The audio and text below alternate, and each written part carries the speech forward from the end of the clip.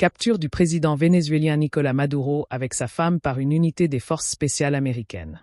Opération dénommée « Détermination absolue », Absolute Resolve. Il sera jugé à New York et inculpé pour narcoterrorisme et risque d'écoper une peine de 40 ans. Lors d'une conférence de presse, le président américain annonçait que les États-Unis prendraient le contrôle du pays jusqu'à ce qu'une transition ait lieu. Ce sont donc les États-Unis qui vont gérer les affaires du pays comme une sorte de protectorat et donc auront la main basse sur les ressources pétrolières du Venezuela. Le Conseil des droits de l'homme de l'ONU a annoncé que Maduro doit répondre de crimes contre l'humanité. Le président français Emmanuel Macron, quant à lui, a réagi en affirmant que le peuple vénézuélien est aujourd'hui débarrassé de la dictature de Nicolás Maduro et ne peut que s'en réjouir. Le président colombien dénonce une agression. Plusieurs pays tels que le Brésil condamnent fermement cette arrestation. Mais, comme à notre habitude, il faudrait qu'on se pose les bonnes questions. Le pourquoi, le comment, les conséquences et les enjeux?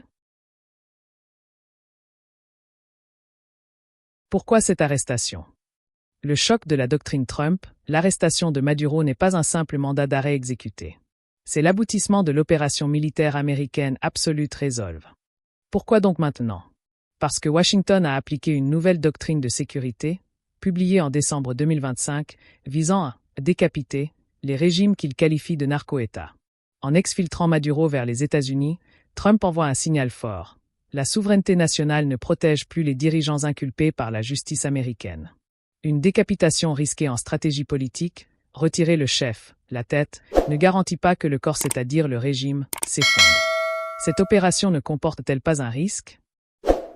Sans une transition immédiate, le pays risque de basculer dans une guerre civile entre les fidèles de Maduro et l'opposition menée par Edmundo González Urrutia. L'enjeu. La cohésion de l'armée vénézuélienne sera la clé des prochaines 48 heures. L'enjeu caché derrière cette opération. Le pétrole et la géopolitique. Au-delà du narcotrafic, le véritable moteur de cette intervention est le contrôle des ressources.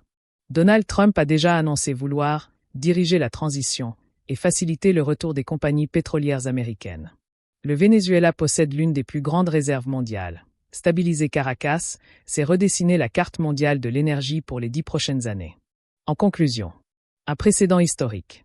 C'est la première fois depuis l'opération contre Manuel Noriega au Panama, 1989, qu'un président en exercice est capturé par une force étrangère. Cela marque la fin du multilatéralisme classique et le retour d'une politique d'intervention directe.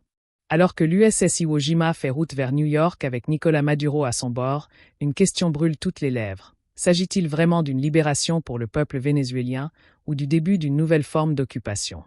Donald Trump a déjà annoncé que les États-Unis dirigeront la transition et que les compagnies pétrolières américaines vont s'installer. Pour certains, c'est la fin d'un cauchemar. Pour d'autres, c'est une violation historique de la souveraineté d'un pays. Et vous? Pensez-vous que cette intervention va stabiliser l'Amérique latine ou qu'elle crée un dangereux précédent où plus aucun dirigeant n'est à l'abri? Dites-le moi en commentaire. N'oubliez pas de liker la vidéo si ce décryptage vous a aidé à y voir plus clair et abonnez-vous pour ne rien rater des prochaines 48 heures qui s'annoncent explosives.